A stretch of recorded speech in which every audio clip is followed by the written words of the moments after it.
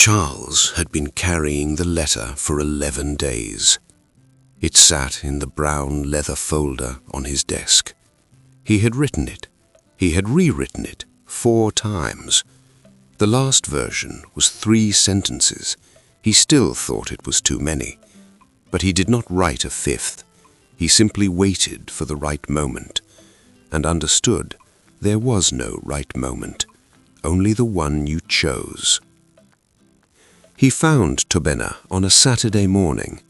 The boy was in his room, not sleeping, not playing, just sitting on his bed with a book open on his lap that he was not reading, the way he sat when he had decided not to speak. Charles knocked. Tobenna looked up. "Come in," he said. Charles sat on the edge of the bed. He did not have the folder. He had left it on the desk. He had decided he did not need it. He looked at his son. Tobenna looked back at him. The boy's face was the face of a child who has learned to make his face say nothing when something is happening. Charles had seen that face for 5 years and had not known what it meant. He knew now. "I need to tell you something," Charles said. Tobenna closed the book gently and waited. "Your mother is alive." The room was very quiet. Tobenna did not move. He did not look away.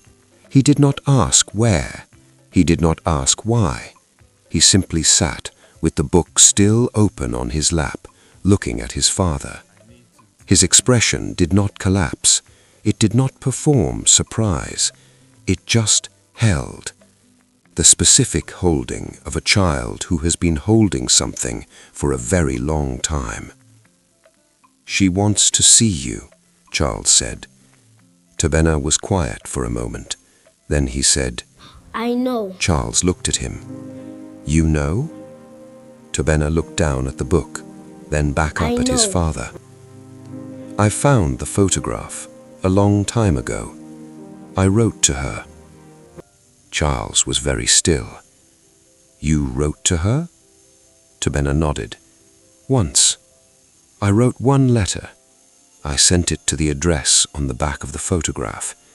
I did not sign my name. I was afraid."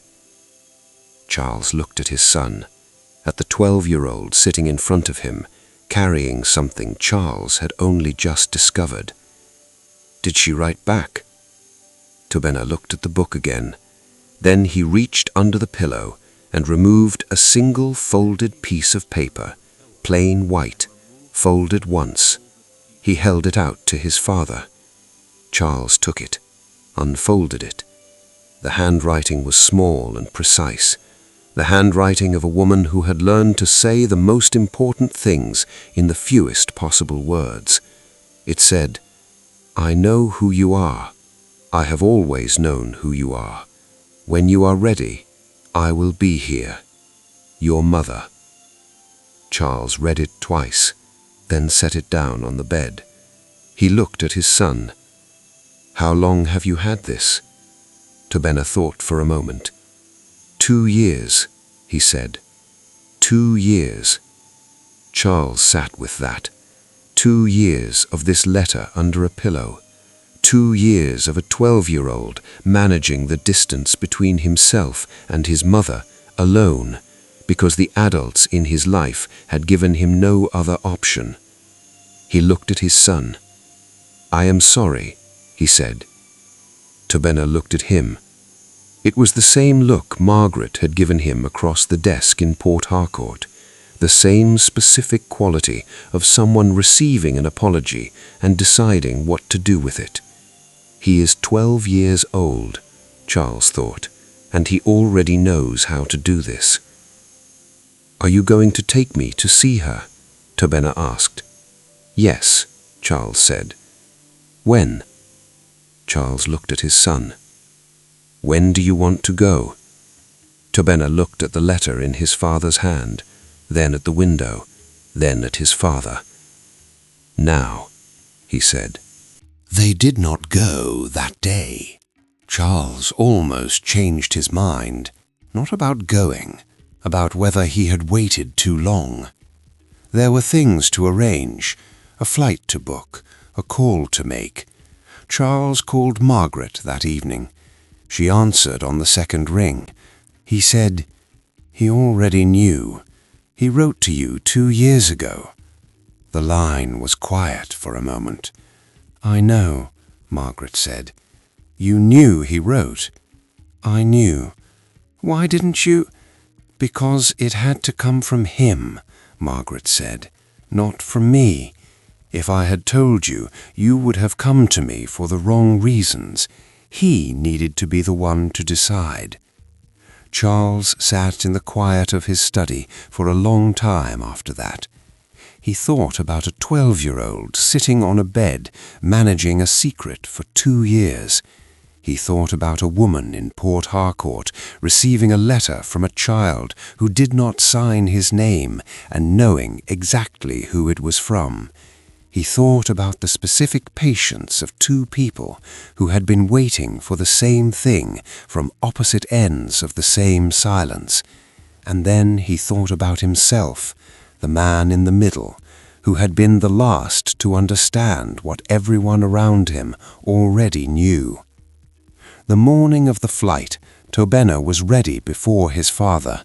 He had packed a small bag the night before, plain dark shorts, 2 plain T-shirts, a toothbrush, and the photograph, the one that had been under the mattress. He placed it in the front pocket of the bag, not hidden, not folded, just placed, the way a person carries something they are done hiding. Charles watched him zip the bag. He did not say anything.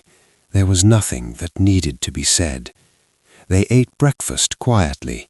Tobenna ate all of his food, the way he always did when he was focused on something. The housekeeper noticed and said nothing. She had worked in this house for 7 years.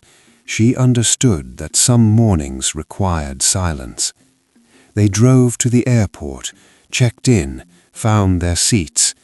The flight was 55 minutes, the same flight Charles had taken the first time, but different now. On his left, his son, 12 years old, short, low-cut natural hair, plain white T-shirt, small dark bag in the overhead compartment, the photograph in the front pocket. Tobenna looked out the window as the plane lifted. Abuja fell away below them. The wide roads, the government buildings, the house in Maitana where his grandmother lived. He watched it all get smaller. His expression was the expression of a boy who has been waiting for something for a very long time and is now, finally, moving toward it.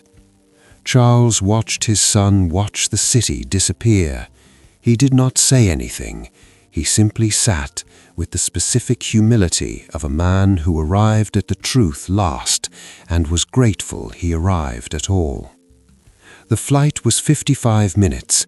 Tobenna spent all of them looking out the window, the way his father had once done on this same route, thinking about someone, counting down the distance, waiting for the moment when the plane would begin its descent and the Niger Delta would appear below and Port Harcourt would spread out, dark and green and loud and unbothered, and somewhere in it, 3 streets from the waterfront, a 7-floor building with her name on it, his name on it.